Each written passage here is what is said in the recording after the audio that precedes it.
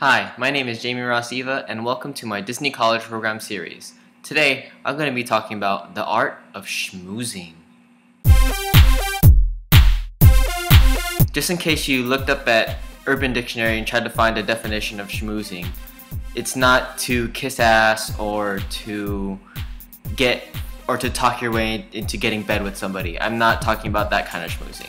Today's schmoozing that I'm going to be talking about is networking, and that is for the business related side. Before the Disney College program, I never even heard the word schmoozing, and it was on the first day of our orientation we learned about schmoozing, and it was from our very own Miss Claudia Burke, who is one of the instructors for the Disney College program in Anaheim.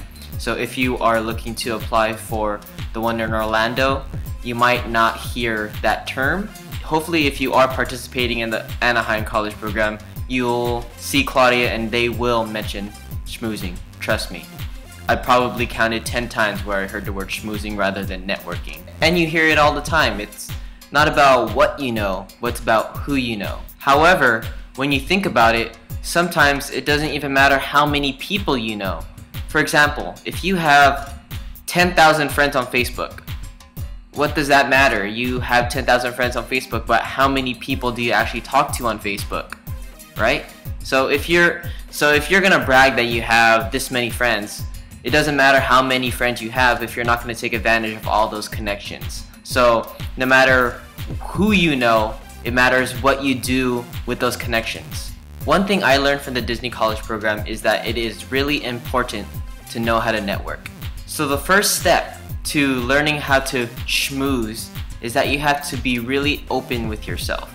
If you're not comfortable talking to strangers in a very social environment like a Disney College program housing event where there's a lot of people and you don't know anybody but you want to be able to communicate with people and just talk and have fun, you have to be open with yourself, and that's the first step to schmoozing. If you're not comfortable talking to other strangers without being able to know them, without knowing them, then you're gonna have problems later on in the conversation and it might get really, really awkward. Step 2. So you are finally comfortable talking to strangers. So now the second step is to be a great listener. You know how they say in sports that defense creates offense? Well, when it comes to schmoozing, being a great listener creates topics for the conversation. So that is very important to be a great listener. However, if you're not open with yourself to generate these topics, then the conversation is only coming from one side and you're gonna end up listening to the person the whole time and you might get bored. The person's gonna notice that you're just nodding your head, saying the same words. Oh, okay, cool, yeah. Oh, really? Nice, okay. You don't wanna end up being on that side of the conversation. Remember, networking or schmoozing is a two-way street. So not only do you have to listen, but you also have to put your part into the conversation. Just remember to keep talking. Build up the conversation. Step 3, have a 30-second resume on hand.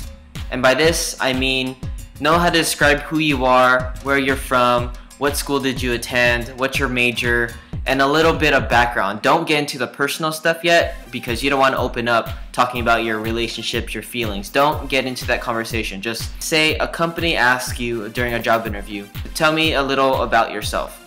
Like, that's a basic job interview question. And that could be a question that could be brought up during a conversation when you're schmoozing.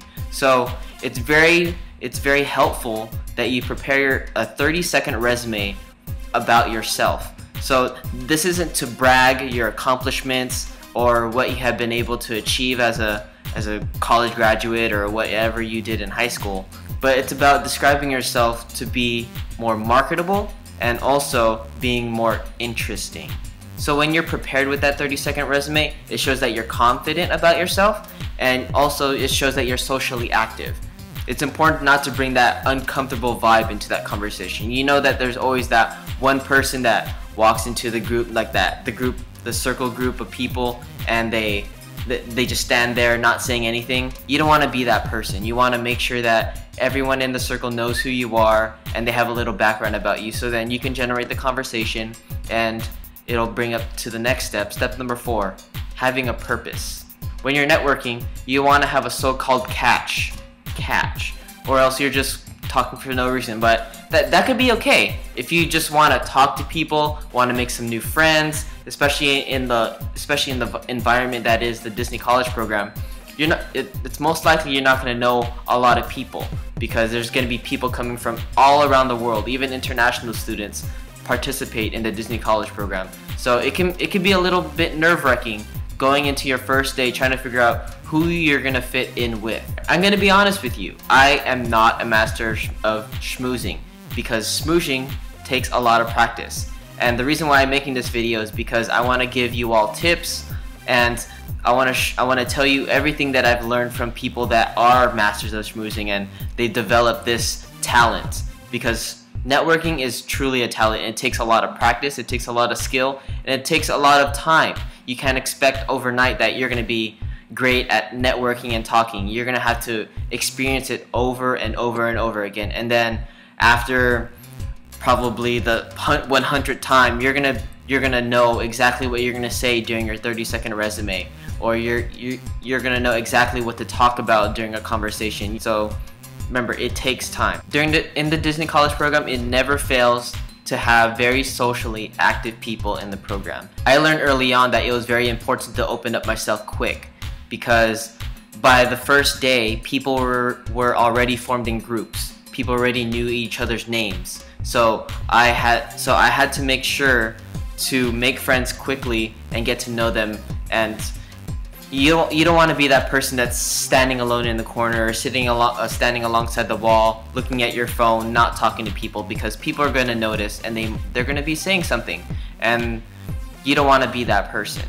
If you're a shy person, it's okay. You have plenty of time to get comfortable talking to these people, because eventually you're going to be, not to say in the negative way, but you're going to end up being stuck with a group of people who are going to be working in the same store as you, working on the same attraction, working with you on the same shift. So it's very important to get very comfortable talking to people, because you don't want to be the one that doesn't know how to talk, or it's always silent, or people don't know how your voice sounds like and stuff like that. You don't want to be the one like that. You're going to be surrounded by a whole group of people who are with the same age group as you. And as college students, you have to be mature. If you got accepted into the Disney College program, congratulations. But however, just keep in mind that you are entering a very privileged group of individuals that is being a Disney cast member. Just remember that not everyone has the privilege of being a Disney cast member, and you don't want to abuse that title. Just remember that. Again, thank you all for watching my videos. I wish you all the luck in the world if you are applying for the Disney College program. It is one of the most incredible experiences that I have ever had in my life, and it is a once-in-a-lifetime opportunity for college students to take on. So be grateful and appreciate your time at the Walt Disney Company. If you want to learn more about my experience in the Disney College program at the Anaheim Disneyland Resort, feel free to read my blog at toimagineeringandbeyond.blogspot.com. You can learn a lot about my first days in the Disney College program. In my blog, I do have an article titled The Art of Schmoozing, where I talked about where I networked with a guy at Starbucks, and I learned a lot from this guy. So feel free to check it out, toimagineeringandbeyond.blogspot.com. I'm going to leave a link in the description below, so feel free to check it out. Lights out.